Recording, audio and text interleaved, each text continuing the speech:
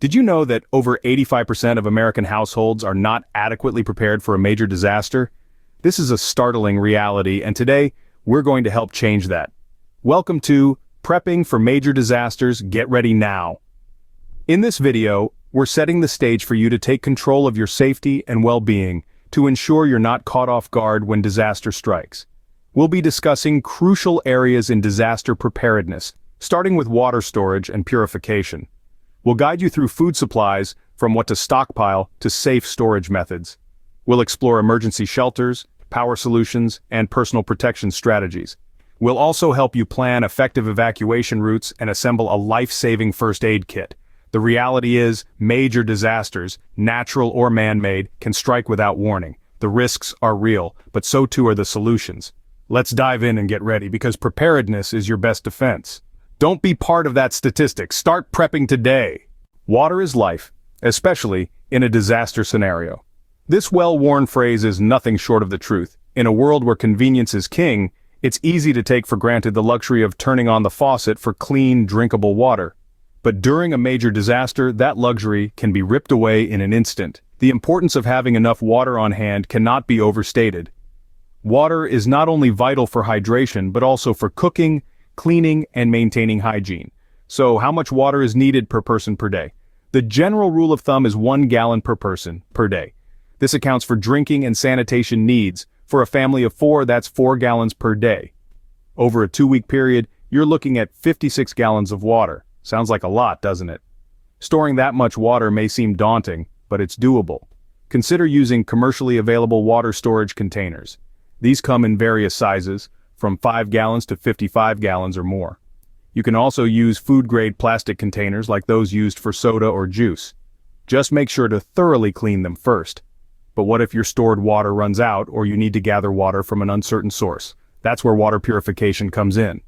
There are several methods to purify water. Boiling is the most common and effective way, killing most types of pathogens. But it does require a heat source and a container to boil in.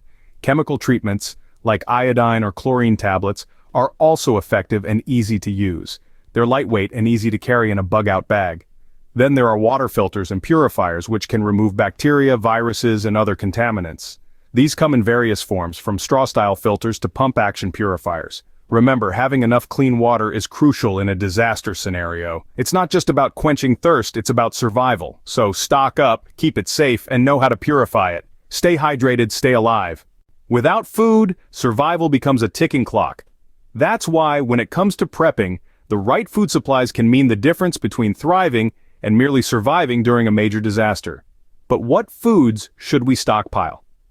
The answer lies in a balance between longevity and nutrition. Longevity is key because in a disaster, we don't know how long we'll need to rely on our food supplies. Foods that can last for years, like canned goods, dried beans, rice, pasta, and powdered milk, are excellent choices. These staples can provide a steady source of energy and with a little creativity can be used to whip up a variety of meals. On the other hand, nutrition is crucial. Our bodies need more than just calories to function optimally, especially under stress. So in addition to those long-lasting staples, consider adding nutrient-dense foods to your stockpile.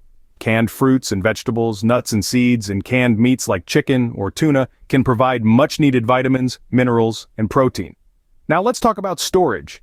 It's not enough to just buy these foods, we also need to store them safely. Start by choosing a cool, dark, and dry location for your food storage. Basements or cellars can be ideal, but a pantry or cupboard can work just as well, as long as it's away from direct sunlight and heat sources. Rotate your stock regularly to ensure you're using the oldest items first and replacing them with fresh ones. This keeps your stockpile fresh and reduces waste. Also, consider investing in airtight containers for items like rice, pasta, and beans. This can protect your food from pests and extend its shelf life, and don't forget to have a manual can opener on hand. It's a small tool, but in a disaster, it's invaluable. Remember, food is more than sustenance. It's comfort, it's morale, it's a slice of normality in an otherwise chaotic situation. So think about including some of your favorite non-perishable treats in your stockpile too. With the right food supplies, you can weather any storm. So start stockpiling today, because when disaster strikes, it's the prepared who thrive. Where will you take shelter when disaster strikes? It's a question that may seem daunting, but one that needs to be addressed in our journey of disaster preparedness. Let's delve into the world of emergency shelters. Your home is your first line of defense. It's your comfort zone, your fortress, and ideally, it should also be your primary shelter during a crisis. But is it suitable? Start by evaluating your home's structural integrity. If you live in an area prone to earthquakes or hurricanes, you might need to invest in reinforcements. Basements can serve as excellent shelters during tornadoes, but they may not be safe during floods. Next, consider the location. Is your home in a flood zone or on a fault line? If so, staying put might not be the best option. Having a backup plan is crucial. When home isn't suitable or safe, you need alternatives. You could consider public shelters, but they may be overcrowded or may not be operational in severe disasters. This is where personal emergency shelters come into play. Investing in a high-quality tent could be a lifesaver. Look for one that's durable, weather-resistant, and spacious enough for your family. But remember, a tent is only as good as its location. Choose a spot that's elevated and away from large trees or bodies of water. For those with a bit more budget and a knack for DIY, building a backyard bunker or a tiny house could be an option. These structures can provide a secure, off-grid refuge during a disaster. Beyond the physical structure, your emergency shelter needs essentials like blankets, a source of heat, light, and sanitation facilities. Stock it with supplies and check them regularly to ensure they're in good condition. Remember, the aim is survival, not comfort. Your emergency shelter doesn't need to be luxurious, it needs to be safe, secure, and stocked with essentials. In the face of disaster, having a plan and a safe place to stay can make all the difference. A safe place to stay can make all the difference. Opening: when the power goes out, will you be left in the dark? Losing power during a major disaster can be more than just an inconvenience. It can be a matter of life and death. Let's delve into some power backup options that can keep you going when the grid fails. First up, we have solar chargers. These harness the power of the sun to charge your devices, making them a sustainable and renewable solution. They're fantastic during the day, especially in sunny climates. However, their effectiveness drops dramatically during overcast conditions or at night. They also require a good deal of space and sunlight exposure to operate at peak efficiency. Next is the tried-and-true generator. These devices convert fuel, usually gasoline or diesel, into electricity. They're robust, powerful, and can supply a large amount of energy. However, they're also noisy, which could potentially attract unwanted attention in a disaster scenario. Furthermore, they depend on a steady fuel supply, which could become scarce during a prolonged crisis. Battery banks are another option. These store power and release it when needed. They're silent, portable, and can be charged in various ways, including from a power grid, generator, or solar panels. But keep in mind, they have a limited energy capacity and may not last through an extended power outage. And finally, we have the hybrid approach.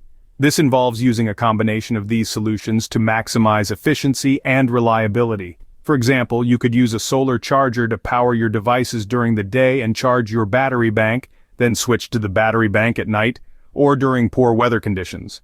No matter what solution you choose, it's crucial to understand how to safely integrate it into your disaster preparedness plan. This includes proper installation, operation, and maintenance to ensure your safety and the longevity of your equipment. Closing: keep the lights on, even when the grid goes down.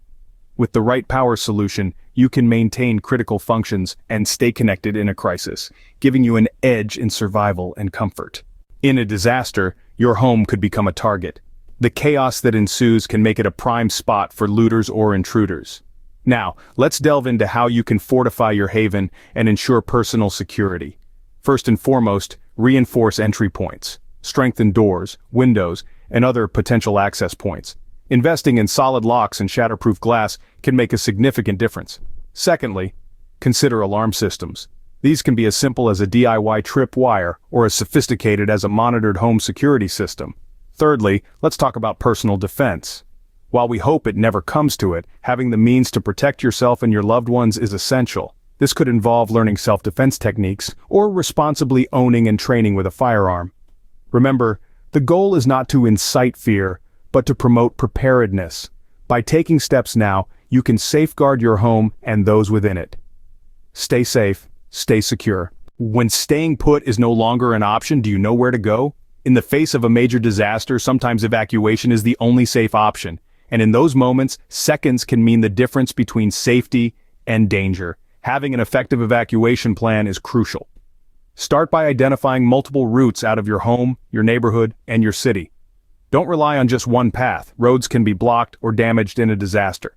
Next, familiarize yourself with local hazard maps. These can highlight areas prone to flooding, landslides, or other dangers, helping you avoid potential pitfalls in your escape. And of course, have a ready-to-go bug-out bag. This should be packed with essentials like food, water, first aid supplies, and important documents. It's your lifeline when you need to leave in a hurry. Know your way out, and you'll never be trapped. When help is hours or even days away, can you take care of medical emergencies? This is where first aid skills and a well-equipped first aid kit come into play. It's essential to know how to handle common medical issues like cuts, burns, sprains, and fractures. Basic CPR knowledge can also be a lifesaver. And let's not forget about managing chronic conditions. If you or a loved one has a chronic illness, make sure to include necessary medications and supplies in your kit. Your first aid kit should also include antiseptic wipes, bandages of various sizes, tweezers, medical tape, and a digital thermometer, to name a few. A comprehensive first aid manual could be invaluable if you're dealing with an unfamiliar situation. Remember, in a disaster, the best tool you have is your knowledge, but it's supported by what you have in your kit. In a disaster, a first aid kit can be a lifesaver.